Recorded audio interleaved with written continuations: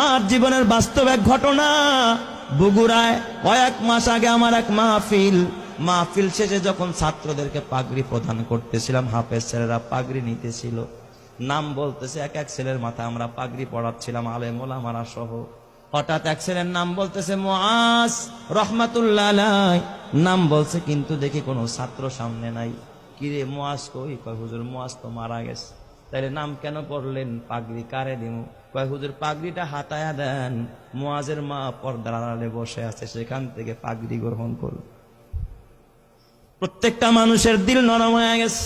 পাগড়িটা হাতায়া একটা ব্যাগে দেওয়া হলো, ছোট্ট একটা বাচ্চা নিয়ে মুআজের মার কাছে পৌঁছায়া দিল।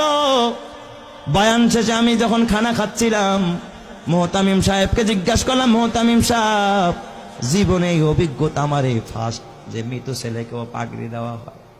এই কথা বলতেই মুহতামিম সাহেব দেখে কাঁদতেছে, বড় হাফেজ সাহেব পাশে বসা, সেও কাঁদতেছে। আমি কই কাঁদেন কেন? কয় ওস্তাদ, এই মুআজ হলো আমার মাদ্রাসার 1 নম্বরের ছাত্র, আমাদের সম্পদ ছিল। আমার ছেলের জন্য আমার এত মায়া লাগে না যতটা মায়া আমার এই মুআজের জন্য। আমি বললাম এত কি গুণ হয় এই মুআজের? কয় ওস্তাদ, মুআজ 18 মাসে কোরআনের হাফেজ হয়, জীবনে পাগড়ি ছাড়া নামাজ পড়ে নাই, মুআজের বাবা নাই, মুআজের মা বড় অসহায়, এই মাদ্রাসা লিল্লা বোর্ডিং এ মুআজ রে এতিমখানায় ফ্রি খাওয়াই আমরা, চিকিৎসা পর্যন্ত আমরা করাই। আমি বললাম তাহলে মুআজ কেমনে মারা গেল? কয় হুজুর কিছুদিন আগে চিকুনগুনিয়া জ্বর হয়েছে, আমরা ওর মারে খবর দিলাম, বললাম মুআজের মা মুআজের বাসায় নিয়ে যান, চিকুনগুনিয়া জ্বর হয়েছে। মুআজ বাসায় যাইতে চায় না। কয় ওস্তাদ, বাসায় গেলে জামাতের সাথে নামাজ পড়তে পারি না, ফজরের নামাজটাও জামাতে পড়া হয় না, আমারে বাসায় দিয়েন না, মরে যাইতো মাদ্রাসায় মরবো, বাসায় যাব না। হুজুর কসম আল্লাহ, আর এই মুআজ ওর পুরা মাদ্রাসায় আর একটা সুনাম।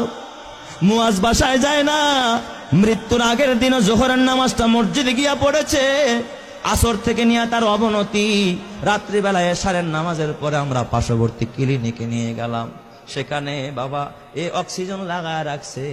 প্রায় গভীর রাত্রে মুআজ ওই রাতে ইন্তেকাল করেছে। হুজুর মুআজ ইন্তেকাল করেছে, আমরা স্তব্ধ হয়ে গেছি। মুআজের দাফনটা আমাদের মাদ্রাসার গেটের পাশে মাদ্রাসার কবরস্থানে আমরা করেছি। হুজুর আমি বললাম তাহলে ঠিক আছে, মুআজ ইন্তেকাল করলো, তাহলে পাগড়ি কেন মুআজের মাকে দিতে হবে? কয় ওস্তাদ, আপনি তো জানেন না। এই কথা বললাম, মুহতামিম সাহেব একটা ডেস্কের বয়ের টান দিয়ে একটা চিঠি বের করছে। কয় দেখেন, এই যে পত্র পাঠাইছে মুআজের মা। আমি চিঠিটা খুইলা দেখি মুআজের মা লিখছে সংক্ষেপে, ওস্তাদ হাফেজ সাহেব, সব ছাত্রকে পাগড়ি দিবেন, কিন্তু আমার কলিজার টুকরা, আমার